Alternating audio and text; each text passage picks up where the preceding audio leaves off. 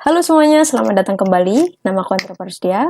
Dan hari ini kita akan bahas mengenai pajak penghasilan badan atau PPh badan, ketentuan terbaru untuk tahun 2022 ya guys. Nah sebelumnya kita sudah bahas pajak UMKM. Kalian bisa lihat di sini, tahu di sini. Nah nanti aku akan taruh link.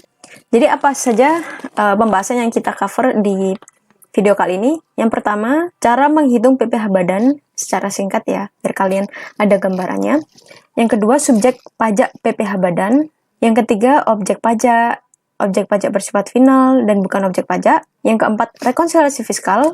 Nanti kita akan bahas praktik rekonsiliasi fiskal juga. Yang kelima, kompensasi kerugian. Dan keenam, tarif pajak, kredit pajak. Terus yang terakhir, angsuran PPh pasal 25. Oke, langsung aja ya guys.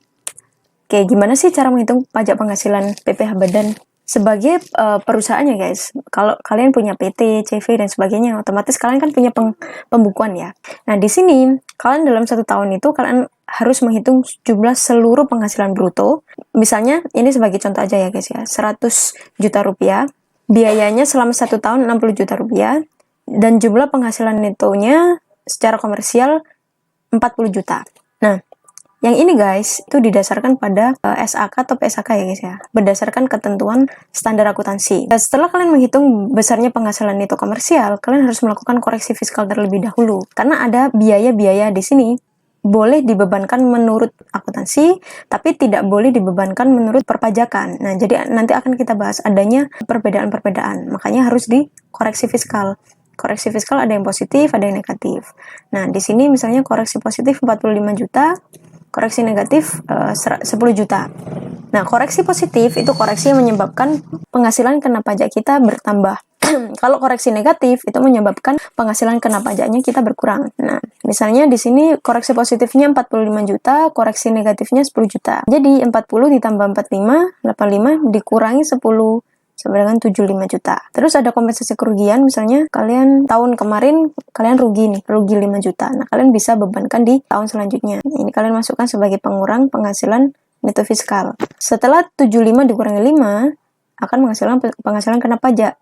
Nah, setelah menghitung penghasilan kena pajak, kalian harus kalikan dengan tarif untuk menghitung PPh terutang.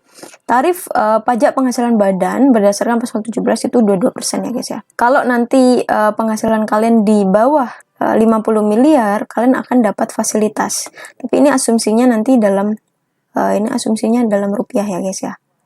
Jadi misalnya ini 100 miliar, di atas 50 miliar. Jadi dikalikan 22%. 70 juta dikalikan 22% itu 15,4 juta. Terus kalau kalian punya kredit pajak ya, kalian punya penghasilan sewa nih misalnya, dan itu sudah dipotong oleh customer kalian. Nah, ini kalian masukkan di sini ya. Terus atau pajak penghasilan lain yang kalian bayar sendiri, kalian masukkan di sini sebagai pengurang pajak penghasilan terutang. Nah, untuk selanjutnya PPh terutang dikurangi kredit pajak, ini akan menghasilkan kurang atau lebih bayar. Nah, ini ada kurang bayar 12,9 juta. Nah, ini yang harus kalian bayarkan. Oke, jadi paham ya guys ya. Untuk selanjutnya kita akan bahas mengenai subjek pajak guys.